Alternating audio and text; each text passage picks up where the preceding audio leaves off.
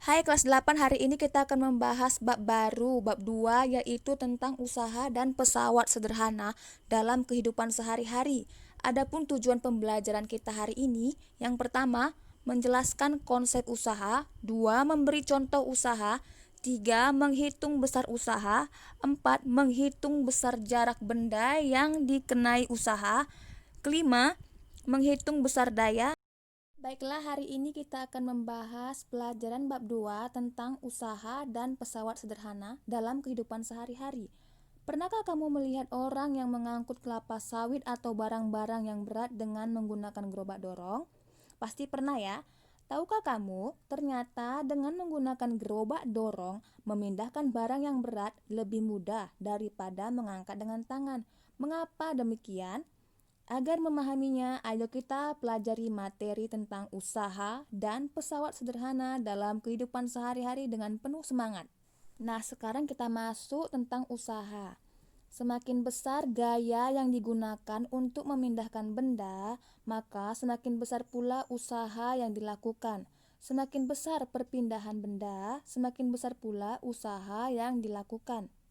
Jadi rumusnya W sama dengan F kali delta S, di mana W sama dengan usaha, satuannya Joule, F gaya, satuannya Newton, dan delta S perpindahan, satuannya meter.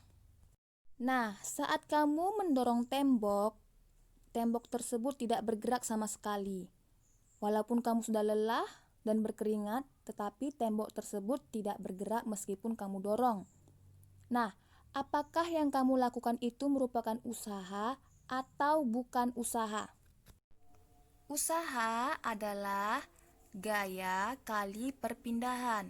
Keterangannya W sama dengan usaha, satuannya Joule, F sama dengan gaya, satuannya Newton, dan delta S sama dengan perpindahan, satuannya meter. Jadi usaha W sama dengan gaya atau F dikali perpindahan atau delta S. Kita lihat bahwa mereka adalah berbanding lurus. Berbanding lurus. Jadi W berbanding lurus dengan F, berbanding lurus dengan delta S. Artinya, jika semakin besar usahanya, maka gaya yang diperlukan juga besar dan perpindahannya juga besar. Namun, jika usahanya kecil, maka gayanya juga kecil dan perpindahannya juga kecil. Nah, kita akan menjawab soal yang tadi, apakah mendorong tembok itu merupakan usaha atau bukan usaha. Nah, kita perhatikan lagi soalnya, ketika kamu mendorong, artinya kamu memberi gaya pada tembok tersebut. Karena gaya adalah tarikan dan dorongan. Ketika kamu memberi gaya kepada tembok tersebut, tembok tidak bergerak. Tidak bergerak artinya tidak ada perpindahan. Nah, kalau tidak berpindah berapa nilainya? Sama dengan 0 ya. Perpindahannya sama dengan 0 karena dia tidak bergerak. Kali gaya dorong sama dengan W. Jadi W sama dengan F kali 0 berapa? Apapun yang dikalikan dengan 0 maka hasilnya 0. Jadi W sama dengan 0. Usaha sama dengan 0 atau bukan usaha karena nilainya bukan usaha. Karena nilainya nilai W ya. Bukan usaha karena nilai W sama dengan 0, artinya tidak ada perpindahan. Oke ya.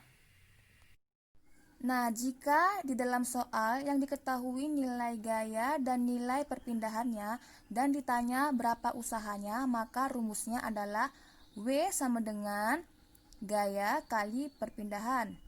Nah, jika dalam soal yang diketahui usahanya nilai usaha dan perpindahan, yang ditanya adalah F atau gaya. Bagaimana rumusnya? Ingat ya, kalau garisnya vertikal itu dikali, ini berarti dikali ya. Kalau horizontal artinya dibagi, berarti ini dibagi. Nah, yang ditanya dalam soal gaya misalnya, yang diketahui usaha dan perpindahan. Kita tutup F-nya. Apa yang terjadi? Yang nampak adalah W dan delta S dengan dipisahkan oleh garis horizontal. Jadi F sama dengan W dibagi delta S. Karena W di atas dipisahkan oleh garis horizontal, kemudian delta S. Jadi F sama dengan W dibagi delta S. Nah, bagaimana dalam soal diketahui usaha dan gayanya, tapi perpindahannya tidak diketahui? Bagaimana rumusnya? Delta S sama dengan, kita tutup delta S-nya, yang nampak W dan F dengan dipisahkan garis horizontal, artinya dibagi. Jadi W dibagi F. Jadi delta S sama dengan W dibagi F. Usaha dibagi gaya. Oke, sampai di sini paham ya penggunaan rumus?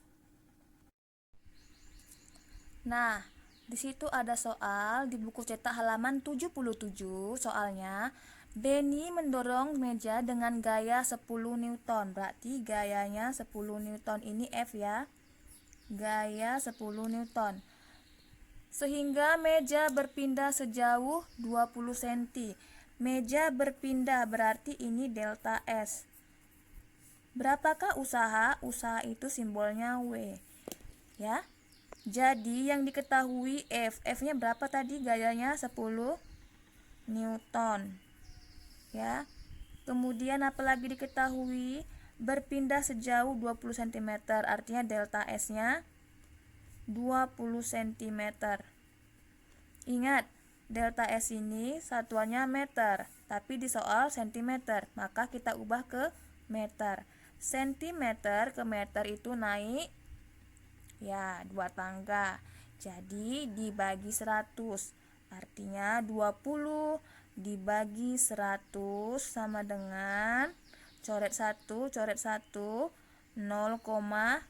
meter ya. Yang ditanya berapakah usaha Benny? Usaha simbolnya W. Berapa W-nya? W dijawab ya, masukkan rumusnya apa kalau yang diketahui W? Tutup W, berarti F dikali S. W sama dengan gaya dikali delta S. Berapa gayanya? 10 Newton dikali delta S-nya 0,2 meter. Sama dengan 2 Joule. Oke, kita buka buku cetak kita halaman 99 nomor 3. Jarak yang ditempuh oleh mobil saat melaju dengan usaha sebesar 15.000 Joule dan gaya sebesar 500 Newton adalah titik-titik meter. Nah, kita perhatikan bahwa yang diketahui adalah usaha sebesar 15.000 Joule. Usaha simbolnya W dan gaya sebesar 500 Newton. Gaya ini simbolnya F. Yang ditanya apa? Jarak yang ditempuh atau delta S. Nah, kita pindahkan ke sini ya.